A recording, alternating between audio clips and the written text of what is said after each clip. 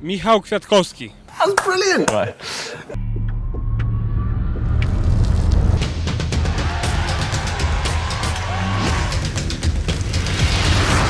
Welcome to the GCN show, coming up. A huge competition where you and a friend can win a trip over to the Giro d'Italia. Stay tuned because we'll announce how to win that later in the show. Yeah, and it's been a big week in tech, so we round up some of the most important releases, plus the racing. We've got Amstel Gold for you. And of course, all our usual tweet, comment and caption of the week.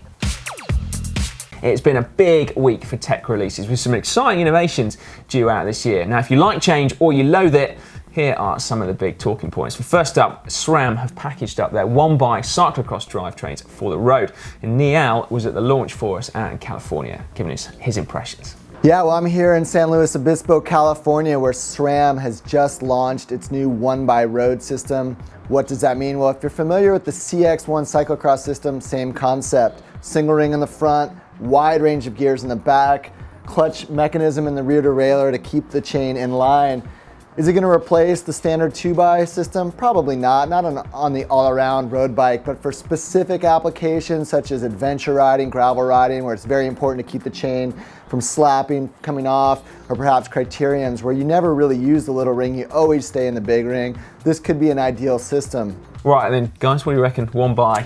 Well, obviously I haven't had a chance to ride it yet. I have to admit I was a bit sceptical when I saw the concept for road riding at least, about how many steep climbs you'd be able to get up or how fast you'd be able to go on a flat road. But actually, 52 front ring combined with 10 up to maybe even 42 does allow you to go very fast on flat or downhill or even go up steep climbs. So I guess really it's just how big is the jump between each gear, and is that going to be a problem, that huge jump in cadence?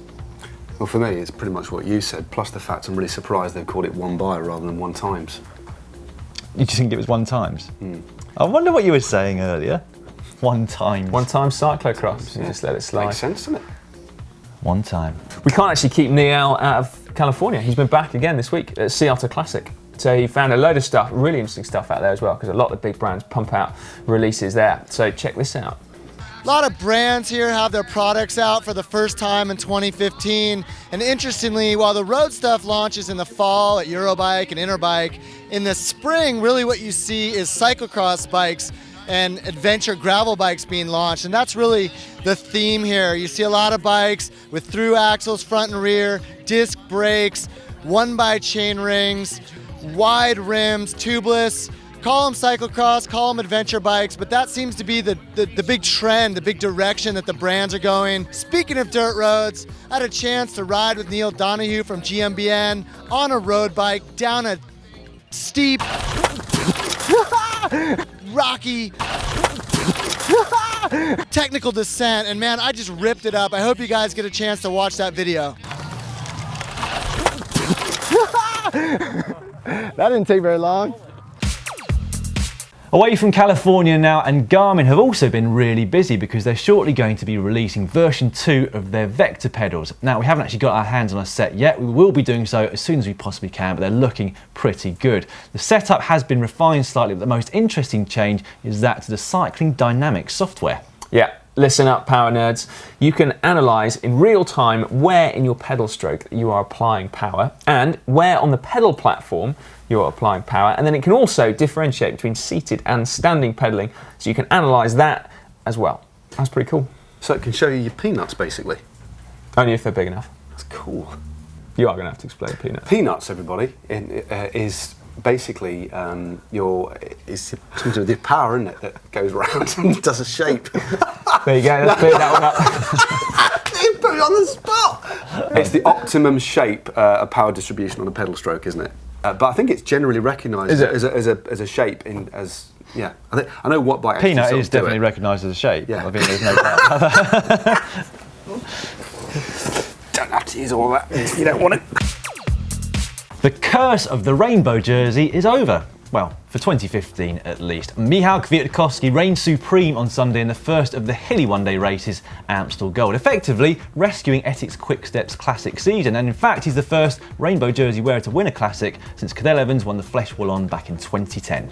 Yeah, early attackers Vincenzo Nibali, Tony Martin and Simon Clark were reeled in with around 10 kilometres to go, teeing up the expected finale on the Coburg. Yeah, like last year, it was BMC who set things up with Ben Hermans, who won Brabant Spiel early in the week, attacking, and then he set up teammate Philippe Gilbert, but who, unlike last year, didn't manage to drop everyone.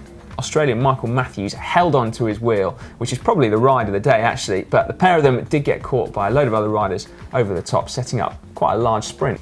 Now, you'd have still put Michael Matthews as favourite going into the finish, but clearly the effort of holding onto the wheel of Philippe Gilbert caught up with the young Aussie, and he finished third behind Kwiatkowski and the ever-consistent Alejandro Valverde. And in fact, that effort still seemed to be catching up with Matthews even after he'd crossed the line. As this picture shows, he was being helped away from the finish by a couple of his team staff. You know, looking at that photo, it does make me wonder whether I tried hard enough in my career. Maybe I could have done so much more if I'd just tried a bit harder. Who'd have thought? You're a bit lazy. I know. When you were riding for Cervelo test team, did you try Go hard? that deep, yeah. I think so, but I'm not sure. Doesn't sound like it, does it? Last week, the UCI announced the trialling of disc brakes in the Pro Peloton later on this year. Now, in August and September, teams will be allowed to use the super stoppers in 2 selected races. Yeah, the idea appears to be to continue experimenting with the disc brakes throughout 2016 and implementing them perhaps full time for any teams who want to use them in World Tour races in 2017. Yeah, interestingly, for some of us maybe, SRAM have got their hydraulic discs, Shimano have got their hydraulic discs, but Campagnolo as yet do not have any disc brakes in their lineup. So will they be releasing something in August, by August, for their 3 World Tour teams, which is Astana, Lotto, Soudal and Movistar as well? They're kind of going to have to, aren't they? Well, you'd have thought so. Okay, it's time for you to give us your opinion on disc brakes on road bikes, and you can do that in the comment section below this video. Win a trip to Italy to the Giro d'Italia. Don't say we're not good to you lot. No, we have teamed up with the Giro d'Italia to give away to one lucky viewer and a friend of your choice, which of course you're probably going to have a lot if you do win, a VIP hospitality package to stages 8 and 9 of this year's race, which is great, but it's actually awesome because it also includes flight, transfers and accommodation. That is seriously cool. And it's from anywhere in the world, so it doesn't matter where you live. And to Worldwide. enter, click in the link in the description below this video. Good luck. Can we enter? No. Oh.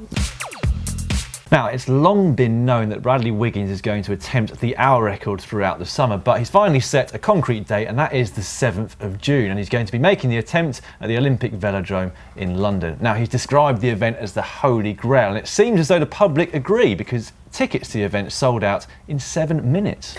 Yeah, how far do you think he'll actually go? Dan, what do you reckon? I think 54.83 kilometres. Pretty specific, Si? Well, I've heard it said by people who know about these things that on paper he should be able to do about 56, but that's pretty rapid, isn't it? Yeah, I reckon around 54 and a half. But first we've got Alex Dowsett up in a couple of weeks, but some healthy competition. What do you think? Leave your comments down below. Kirsten Wild scored her 3rd victory at the Ronde Van Gelderland this weekend. The race came down to a bunch sprint after Chantal Black was caught inside the last 200 metres. And the race also was very notable because it saw Marianne Vos return to competition after she was sidelined from a hamstring injury since the Cross Worlds back in February. Back on the scene. Definitely good to see it back. Absolutely. Comment of the week this week comes from Richard Bruton. Now this was underneath our most commonly used cycling phrases that went up a couple of days ago. Ha! I always thought our block was going slow because the peloton was bunching up or blocking up. I guess it explains why I've been getting dropped for years. Nothing to do with my fitness or talent, just my crap French. Thank you very much, Richard. Full gas!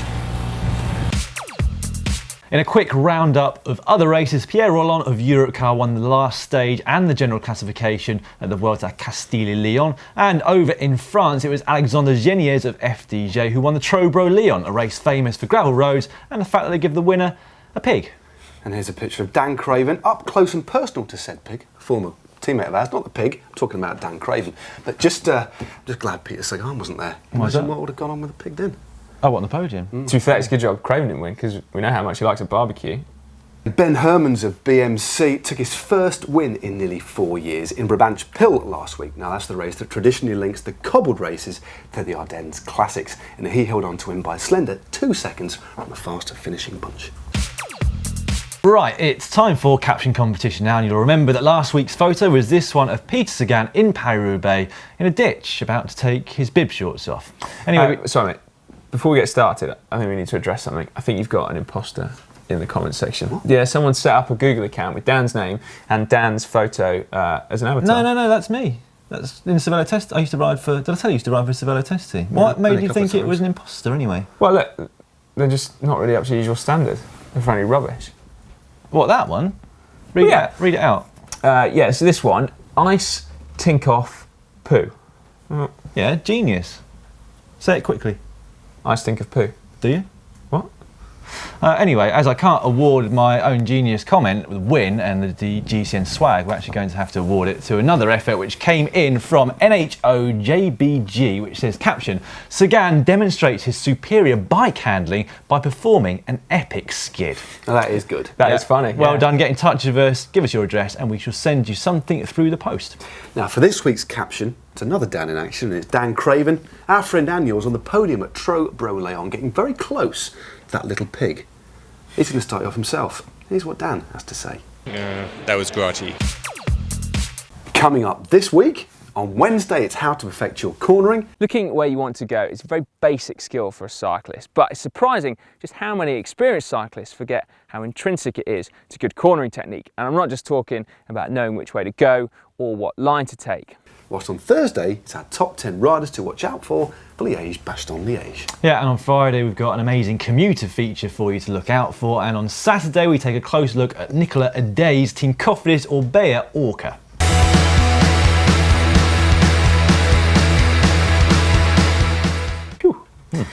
Sunday's off the back as usual, brought to you by Matt. And then Monday we've got how to service your cartridge wheel bearings. And Tuesday it's the show again. Oh yeah. Well, it's just, yeah, it is, isn't it? So, yeah, like every Tuesday, it's the show. Ad infinitum. Tweet of the week. This week is actually a couplet of tweets between Ned Boulting and Chris Froome. Take it away, guys. Yeah, so Ned started. Do we need to put them in context? Ned was testing Alpecin shampoo, wasn't he? And he was very excited about it as it dropped through his doorstep as well. Yeah, part of his commentary was this one. The Alpecin bottle has a handy thumb grip dimple. Instructions suggest I need to let my hair soak in the shampoo for 120 seconds. More to follow. Yeah, and in a very, very quick reply, Chris Froome came back with this. Well, it worked for me. Hashtag Kittle hair at Marcel Kittel. Looks lovely, Chris. I think it kind of suits him, to be does honest look with alright. you. Maybe he might be good at sprinting now. Yeah. Wow. Not very aero though, is it? Well, that's all for this week. If you haven't done so already, click up here. Now, Simon visited UK Bespoke this week, where he checked out some downright beautiful bikes. Yeah, I've barely recovered actually from that. It was really quite an incredible, quite an incredible day. Journey, really. Yeah, and if you're still undecided about disc brakes, by the way, then we've got another good video just down there where I took some disc brakes for a ride and I gave my first impressions. But it's better than that. It's yeah. It is far more cool than that. Actually. Fluent, I'd say. It's more fluent than that. The video's more fluent, yeah. More takes maybe were available. No, one take actually. Oh, was it? Oh, the whole thing in one take. Oh, that's pretty good. Standard, really. Anyway, if you kind of liked this video, then give it the thumbs up by clicking on the thumbs up sign below, and make sure you subscribe as well to GCN. It's absolutely free, and you can do so by clicking on me. We'll have to see how many people I've actually found this quite a hard news show, lads. Could you just give me a hand walking back to my desk? I thought you would, I mean... I was trying to follow you. I was trying to follow you on the last section and towards the finish. Matt really does give it some proper gas. You went at least 3 times, didn't you, up there? Well, I was pretty well protected for most of the show. Then just at the back. Well, you sent Si off at the bottom of it, and then he slowed down. Well, it's because I won. You. I was like you won last Wednesday. week. So You've already got a win under your belt, and I'm a previous winner. I was a Anyway, I'm knackered. Oh God. No, after three. Actually, you can't do it. I can't do it. I've not thought mate. about this. Oh, you go. Ooh, I'm still attached to the sofa with my wires and that. Well done, mate. Well done, Dan. Properly attacked.